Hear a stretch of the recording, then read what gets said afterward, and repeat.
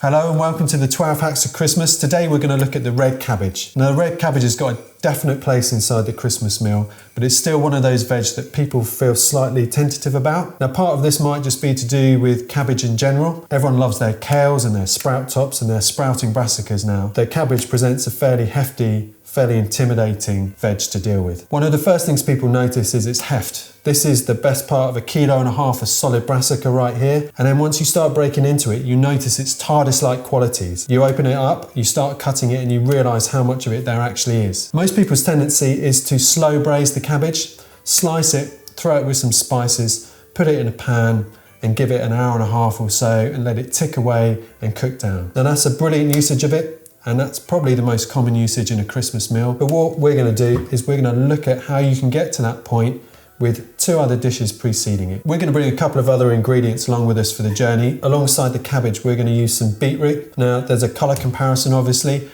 but the earthiness of the beetroot really complements the cabbage. And we're going to bring a little bit of sweetness into each of the dishes by using some pears as well. Now, you could use apples or some dried fruit as well to get that sweetness in, but both of these ingredients are around at this time of year. So your prep for these 3 ingredients is exactly the same for each one of the dishes. So we'll start with the cabbage. The first thing you want to do is get a flat surface on the cabbage. So you want to take it in half with a big knife, run that knife down, keep your fingers on the top until you get 2 halves, and then place 1 half flat. And that means it's not rolling around on the board. Now I tend to deal with it in quarters. I find it easier and I find the slices nicer size. So I'll take it into a quarter and then I'll clip out this tough core, but leave just enough to hold the whole piece together. And then the trick is to slice it as thin as you possibly can, okay? We're gonna slice it really, really thin. So take your time and slice across the piece and down to the root end. Both the beetroot and the pears just need thinly slicing and then cutting into thin matchsticks, or if you're short of time, use a coarse grater and simply grate them. The skins will come off the beetroot because they're a bit gnarled and muddy, these winter beets, but you can keep the skin on your pears. You'll be glad to hear your pears do not need to be right for this dish. Arguably they work better with a little bit of bite left in them. The first dish we're going to do is pretty much a straightforward slaw. So instead of the white cabbage that you would normally use in a coleslaw, you're using the red cabbage, and really this dish shows why you need to cut things nice and thinly. So we're going to add some red wine vinegar and some mustard into the bottom of the bowl. We're going to give them a whisk together, throw in our cabbage, our beetroot,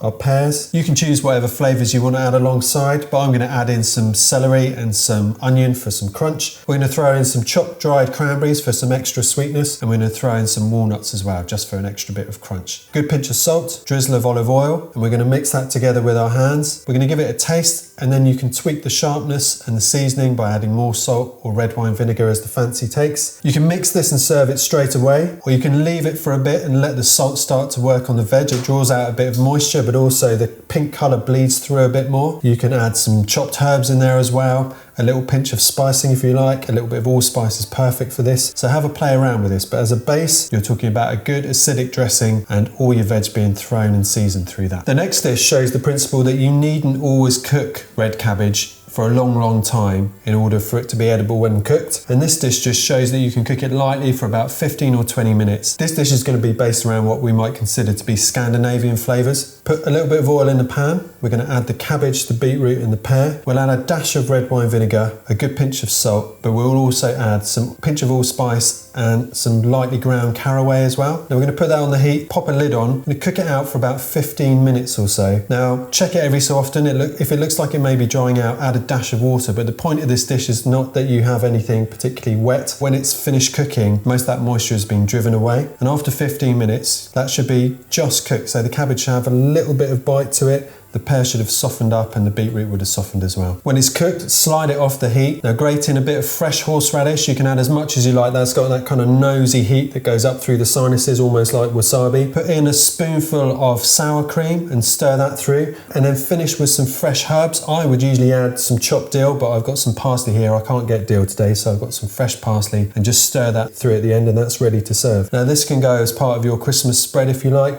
but it's also perfect served up with some cold cuts or alongside some leftovers the next day. The final dish is the one that people are probably most familiar with. The red cabbage is peculiar in the brassica family. Usually when you cook cabbages or brassicas for a long time, they get this kind of strong sulphurous miasma to them, this kind of overpowering smell that once is arrived at you can't get rid of, and it kind of permeates everything. Now, along with black kale, red cabbage has the ability to be cooked for a long time without getting that overpowering smell. We're going to put a small bit of oil in the pan. We're going to throw in the cabbage, the beetroot and the pear. We're going to add a small glass of red wine and then some warm Christmassy winter spices. We're going to add some cinnamon, a couple of cloves, a star anise, and a small grating of nutmeg. Add a pinch of salt, and I add a dash of water so that it doesn't dry out in the time that it cooks. Pop on a lid.